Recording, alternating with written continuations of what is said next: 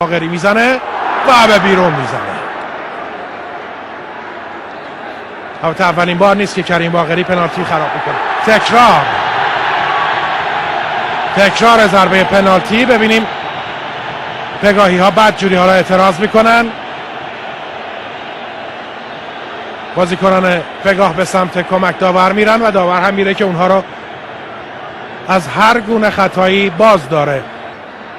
مهمترین پنالتی که باقری در این ورزشگاه از دست داد در مقابل عربستان بود در مقدماتی جام جهانی 98. البته تو این یکی دروازه بود که محمد دعای اون توپو گرفت. اینجا میزنه، باز هم از دست میده کریم باقری.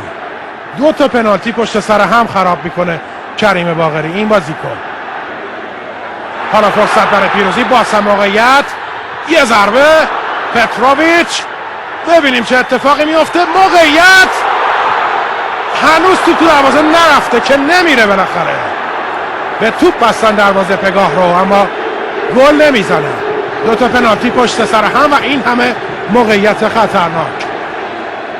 افتخاری تبریک میگم به تیم پرسپولیس.